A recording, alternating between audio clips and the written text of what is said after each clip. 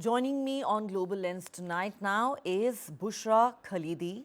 She is a Palestinian policy lead at Oxfam International, and she joins us live from the West Bank. Bushra, welcome back to the show. The last time you and I spoke, you described to us the nightmare that Gazans were living through. Between then and now, after more than 2 weeks of relentless airstrikes by the Israelis, how much worse has that situation got? It's a catastrophe. It's really a tragedy. So far, over 7,000 Palestinians were killed in Israeli airstrikes, of which 62% are children and women. It's estimated that there's another 2,000 under the rubble that they can't reach because the roads are so damaged, because people are afraid to go and try to dig for their relatives' bodies while there's near constant bombardment. The hospitals, there's only 3 out of the 5 major hospitals that are currently operating on very little capacity in terms of fuel and also in terms of capacity of personnel. These are doctors and nurses that have been working tirelessly, trying to help over 18,000 people who are injured. We have to also remember that there's a lot of people that will come out of this with very serious traumatic long-term injuries. There's no water. People have to queue for hours for a bucket or 2 of water. The water is not even, it's barely drinkable. It's what we call in Gaza, and it's very particular to Gaza and the context of Gaza, because Gaza already was suffering from a serious problem of water, where 97% of water in Gaza was undrinkable. This remains to be the case. It's salty water, and we've got children right now drinking mixed salty and sweet water. There's only about 1 to 3 liters a day on average per person. The WHO recommends in humanitarian emergencies a bare minimum of 15 liters per person. It is recommended for a normal person like you and I who have normal running water. Well, not me, because we don't have normal running water here, but in normal circumstances, usually you would use about 100 liters a day. I've been on calls, a lot of calls with my family.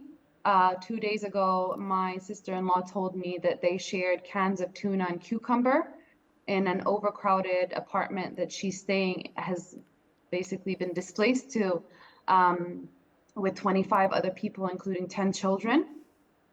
They have to queue for bread. They escaped death twice. With bombardments nearby. You have to understand that Gaza is 4 times smaller than the city of London, meaning that it's an extremely densely populated place where houses have barely a few meters between each other. So if one house is targeted, it's very likely that the ones nearby will also be damaged or destroyed.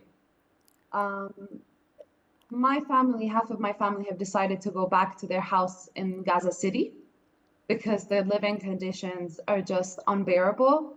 My father-in-law and my mother-in-law are old, and they have lived through enough during their lives, and they can't bear being in a stranger's home with strangers around them. So they have gone back to Gaza City and risked their life making the journey there, but also risking their lives, being there. But that said, bombardments have been occurring all across the Gaza Strip, not just in the north. There's been reports of bombardments in Khan Yunis and in Rafah. Even earlier this week, 700 people died in one night in Khan Yunis. The situation is just, honestly, it feels like I'm living in a nightmare. It is a nightmare and a dystopia that you've just described for us and our viewers, Bushra. I don't even have any words to express how one feels hearing you talk about that. You know, UN officials have said today that the aid, the humanitarian aid which is being provided to Palestinians in Gaza, essentially amounts to crumbs. And the Yeah, people there feel shunned, alienated, abandoned. 20 trucks a day, that does sound like a joke, right? yeah. So yes, so far I think it's 72 trucks since last Friday and last week. Uh, in fact, before the hostilities, it's very important to point out that Gaza was under siege. It has been under siege for 16 years under an illegal siege imposed by Israel, where it controls the movement of Gazans in and out of the enclave. It also distributes water and electricity to Gaza. There was only about 8 to 12 hours of electricity a day in Gaza before. And like I said, 97% of water in Gaza before the hostilities was already unpotable. Human rights experts were already saying that Gaza was on the brink before these hostilities. I think that now we can say with assurance that it's at every sector in Gaza is at its knees. The aid is not enough. So before there were about 104 trucks of aid coming a day. There were hundreds other trucks of different commodities coming inside of Gaza. That was a truck every 14 minutes. Now it's only one truck every 3 hours and 12 minutes. The significant drop in food deliveries is creating an obvious, immediate, and life-threatening situation for 2.2 million people who are now in desperate need. There's been a surge in bottled water prices. Staples like rice and lentils that were some of the food that was distributed in those trucks can't be utilized because there's no clean water and there's no fuel. How can you bake bread without fuel? How can you run a hospital without fuel? Fuel is not part of the current agreements in terms of the trucks coming in. The water that came in so far has only been enough for 22,000 people for one day. There are 2.2 million people in Gaza, half of which are children. They need their meals, they need their nutrients, they need their protein and their carbs just like any other child in the world.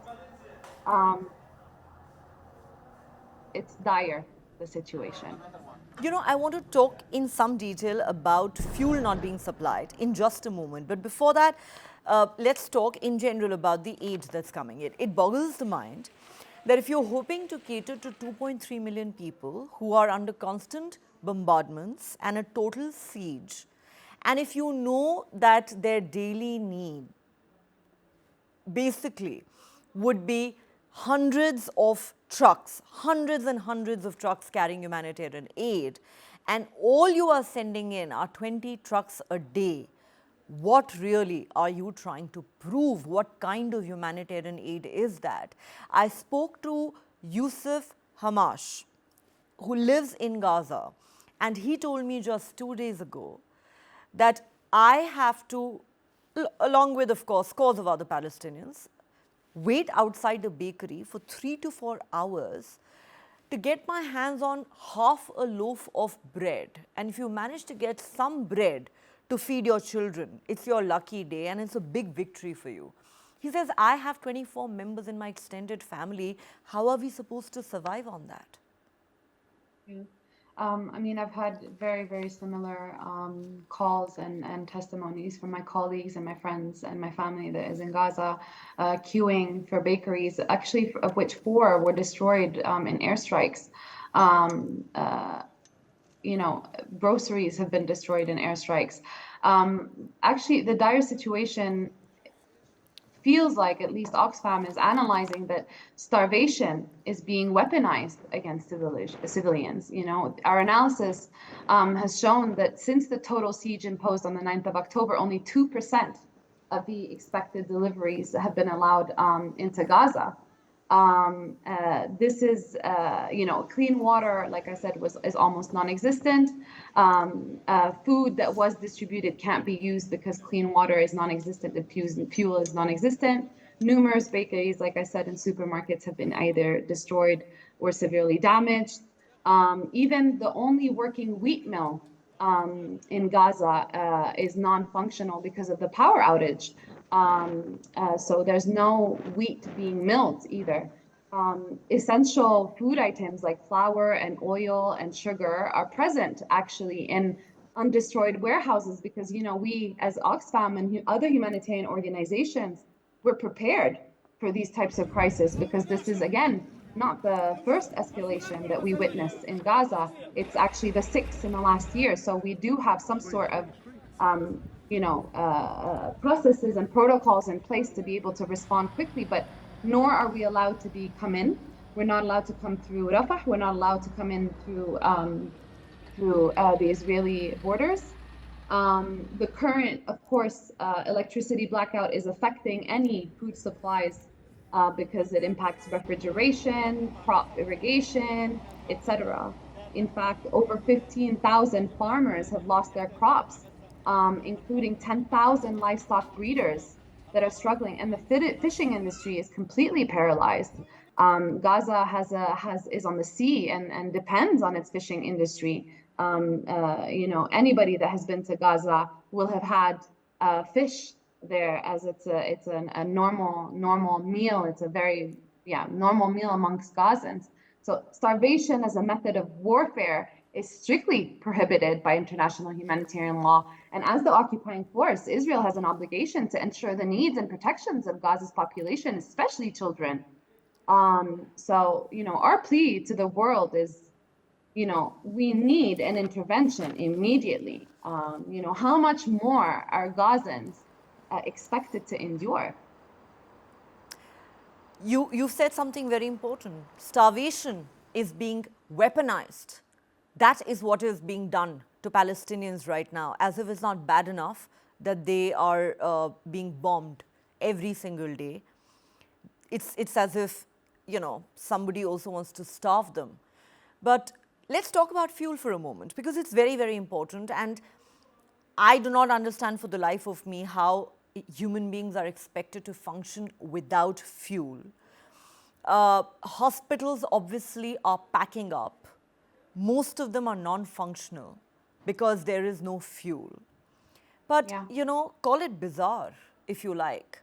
But apparently, Israel thinks that fuel is something that can be used by Hamas for military purposes, and that is reportedly the reason why they have decided not to send any fuel into Gaza along with the rest of the humanitarian aid. What would you say to that? I would say that, again, Israel is an occupying power. It has very clear obligations under international law, and that is the protection of the civilians inside Gaza. It is its duty to meet the basic needs of Palestinians. Gaza, again, was dependent on fuel before the hostilities, and fuel was coming in every day to Gaza because Israel restricts the amount of electricity that Palestinians can buy and restricts the amount of fuel that comes into Gaza and the Strip. It means that most households in Gaza are actually dependent on fuel and have their own generators if they can afford to do so, or will connect to their neighbors' generators, making it very expensive. But this is how most of Gaza is run. It's run on generators and fuel. Most hospitals are run on generators.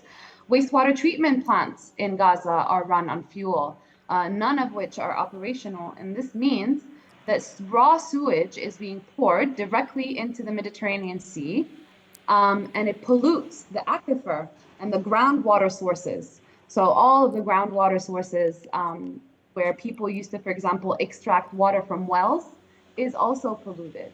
The power plant in Gaza has been shut off, I think, since the 11th or the 12th of October, provides electricity for the entire Strip. So not only is, Gaza is experiencing a full blackout, it also means the internet and communications line are not working. And so my family call me in the morning to find out what the news has been. Where are they bombarding? Where are they hitting? Have you heard anything? Have you heard if the aid has come in? Have you heard if there's going to be a ceasefire? So they're completely isolated from the world and disconnected from the world. They have no means to either contact their families to check in on them. You know, where they're having to find out on Facebook of people they've lost and relatives that have been killed. The fuel is a critical component of humanitarian aid for Gaza. And really, I mean, food supplies and water and medical supplies are needed and are welcomed, but fuel needs to be part of the aid. It's just, and on the question of Hamas, again, all parties in this conflict have clear obligations under international law. And, you know, as Oxfam, our mandate is to point to international law and what international law says in times of war. There are rules, and states and parties are obliged to follow those rules. And Israel, by using starvation as a weapon of war, isn't following and abiding by these rules. And these could, you know, amount to grave, serious breaches of international law and may amount to war crimes. You know, on the question of Hamas potentially stealing the fuel, again, I would point to the responsibilities of both parties under international law when it comes to the protection of civilians, and that should be paramount. That should be the priority for every single person right now. Plus, you have agencies like the United Nations that are closely watching, you know, how the humanitarian aid is going in, how it's being delivered. Surely, Absolutely. you know, there are ways of monitoring how it's used. Yeah, I'm sorry. I mean, I should have pointed that out. We have been operating in the OPT for 70 years. We have robust monitoring processes, protocols for aid diversion. And we have internal legal teams and monitoring processes. And we have our teams that are vetted. We ourselves go and deliver the aid ourselves. We work through trusted partners that are also vetted and have to also abide by certain regulations and rules. And therefore, you know, we have all the processes. You know, Palestine is one of the most monitored places when it comes to aid diversion in the world. And Exactly. Oxfam has always ensured that we applied all of these kind of legal obligations and rules to ensure that our aid is not diverted. Exactly. So clearly, this process can be vetted and monitored, and therefore, it just sounds like a bad excuse to deprive Palestinians of fuel. Let me now ask you this. Today, European Union leaders, when asked about whether there should be a ceasefire, whether there should be pressure put on Israel to call for a ceasefire, said that perhaps Israel should agree to humanitarian pauses to facilitate delivery of aid. Of course, it doesn't look like Israel is in the mood to consider any of that. But would that mean anything? Humanitarian pauses? I mean, at this stage, we're so desperate for the bombardment to stop and to be able to deliver really needed aid that, you know, any kind of gesture is welcome, but it's a very timid gesture. Like I said, the need is so big and so unprecedented that, I mean, how long is this pause for?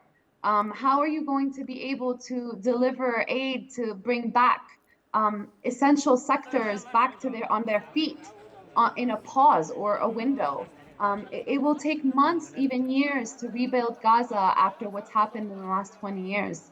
And I'm not sure that a humanitarian window is enough time to be able to meet those needs. And again, it is not binding and it is not enough. We need an immediate ceasefire. And we also need to tackle the root causes and find a solution, a long-term solution for this injustice and this violence. You know, Bushra, I want to quote to you and our viewers Yusuf Hasham, who, as I said, lives in Gaza with his family, and I interviewed him 2 days ago. And most of what he said was quite heartbreaking.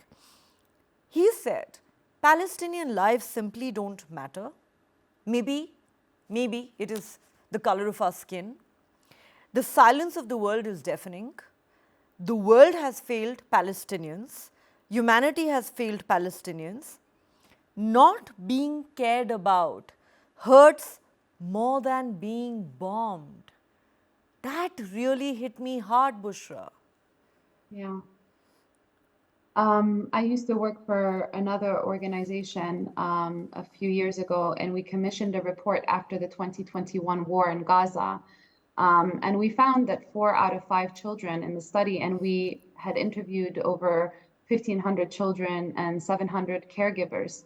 And we found that 4 out of 5 children felt abandoned by the world in Gaza and that they felt hopeless. I can't imagine what those numbers are like today. And I guess Yusuf just confirmed it, is that people feel abandoned, feel like, aren't they seeing the images on the news? This is what everybody, I think it echoes every Gazan's feeling right now, is they feel completely abandoned by the world, and they're shut off from the world, and they've been isolated in this enclave with no communication, no ability to even communicate to the world what's happening. We've had 22 journalists killed so far in the last 22 days, making it even, harder and harder to understand really what's going on in Gaza. It's heartbreaking, really.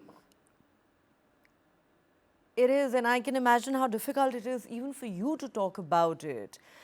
Not only because you're a Palestinian and you're living so close to this hell, but you have family there. Yeah. Bushra, Yusuf had a question for Israel and he had a question for the international community.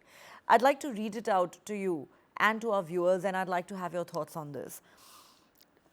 Talking about the war, the airstrikes, and the talk about an impending ground invasion, he said the madness has to stop.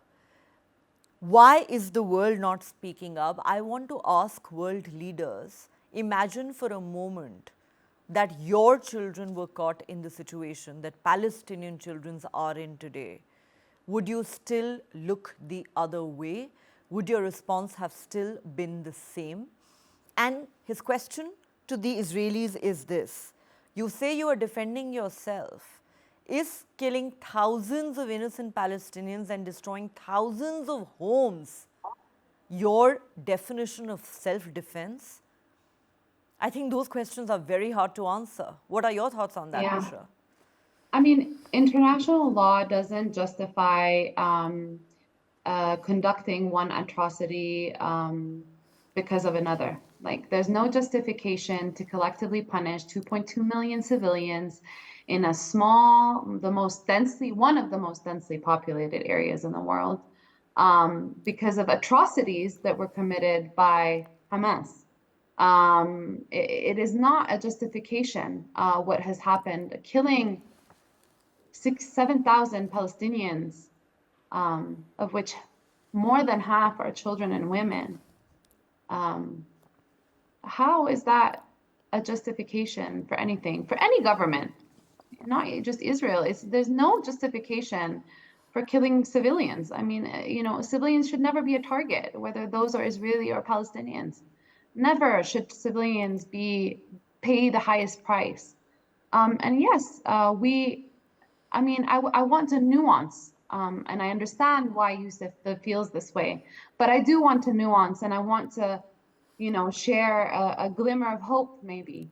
We've had a public call by more than 600 organizations worldwide sign a petition and a letter to world leaders asking for an immediate ceasefire, and asking for the restoration of services back to Gaza, and asking for hostages to be released, and asking for humanitarian aid to access all of Gaza, whether that's in the north or in the south, unfettered, asking for medical evacuations for those who need it, asking for safe zones inside Gaza where people can feel safe, asking for the resumption of food and fuel and medical supplies, asking for medical personnel to come inside Gaza to support overworked and overstretched medical teams that are currently working around the clock, operating in the dark. There are public calls, and we have seen a lot of public support for a ceasefire. And I think that that should give hope, and in the hope that world leaders also answer to their constituents that they represent, and make sure to also make that call and be vocal about it and condemn all the violence that has been imposed on both Israelis and Palestinians equally, and call for the adherence of international law and call for the protection of all civilians. So that's my answer. I don't have much time left for you. I'm very sorry because I'm on to my next interview soon. So I have 5 more minutes. I completely understand. I will make this quick. Bushra, there are some who are saying that if Hamas were to return all the hostages unharmed, it may help matters. I don't know if it will lead to cessation of hostilities, but it may ease the situation. I wonder if you have any thoughts on that. I don't necessarily have thoughts on that. Of course, we are calling for the release of all hostages, specifically women and children. It's also a grave violation under international law, especially when children are abducted. But I'd like to remind you that I live in the West Bank and there's no Hamas here. And in the last 20 days, 100 people were killed, including 32 children in the West Bank. 600 people were forcibly displaced from their homes in the last 20 days in the West Bank. There are 640 military checkpoints in the West Bank that check my ID if I want to leave a city or not, and have the permission to forbid me from leaving the city if I wanted to. We cannot travel between different cities in the West Bank to visit our friends and our families and our relatives. This means that also there's no business between the cities. We're already seeing shortages of different products on the shelves because borders have been closed and there's no more import and export between Israel and between different cities in Palestine. There's now double the number of prisoners in Israeli jails, Palestinian detainees in Israeli prisons. This has doubled, the number has doubled in the last 20 days. There are 500 children that are also in detention in Israeli jails. There has been on average, 10 to 20 incidents of settlers harassing and attacking Palestinians every single day in the last 20 days. There was a military raid at least every night across all of the West Bank in the last 20 days. There has been a military incursion on Tulkarem and Jenin that closed for days, with airstrikes reported also in Jenin. So, and there's no Hamas here. And we have been living under military occupation for 57 years. So it's very important to remind that, Israel is an occupying power. There is military occupation. Israeli illegal settlements continue to expand in the West Bank. Settler violence is at an all-time high. And, the annexation and separation policies by Israel continue. Well, on that note, Bushra, thank you so much for joining us once again on Global Lens and giving us your perspective on just how terrifying the situation is in Gaza. Please look after yourself. I hope to talk to you again. I hope that your family, friends, colleagues, and everyone in Gaza does manage to stay safe, though it sounds like a pipe dream right now. But I can tell you that our thoughts and prayers are with the people of Gaza. Thank you very much, Bushra. Thank you. Thank you. Bye.